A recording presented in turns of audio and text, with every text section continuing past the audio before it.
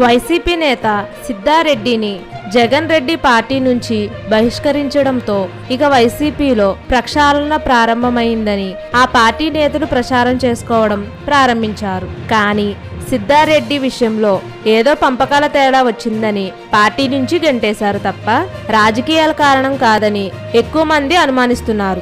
ఎందుకంటే సమస్యలను కూకటి వేళ్లతో పెకిలించాలని ఎవరైనా అనుకుంటారు, కానీ ఒక్కొక్క మొక్కను తుంచేయాలని ఎవరు అనుకోరు. ఇక్కడ వైసీపీకి అసలు సమస్య సజ్జల రామకృష్ణారెడ్డిదే.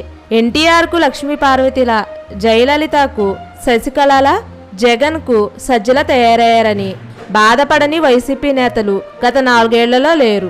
మొదట పార్టీని గెలిపించినప్పుడు అన్నీ చూసుకుంది విజయసాయిరెడ్డి.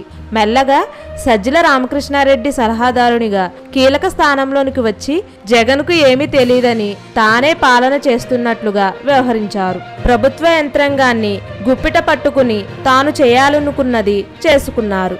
ఈ క్రమంలోనే పార్టీకి జరుగుతున్న నష్టాన్ని ఆయన పట్టించుకోలేదు. విపక్ష నేతలపై దాడులు, బూతులకు కుట్రదాడులు సజ్జలే. ఆ విషయం అందరికీ తెలుసు. ఓ టీమును పెట్టుకుని బూతుల స్క్రిప్ట్లు రాయించడం, దాడులకు పిచ్చి ప్లాన్ వేయడం వంటివి చేశారు.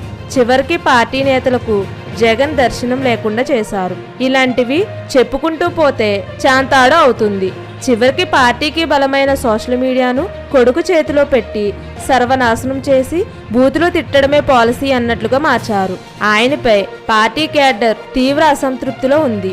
జగన్ ఓటమికి ఎవరైనా ప్రధాన కారణం అంటే అది ఖచ్చితంగా సజ్జలేనని వైసీపీలో ఏకగ్రీవంగా వినిపించే మాటే.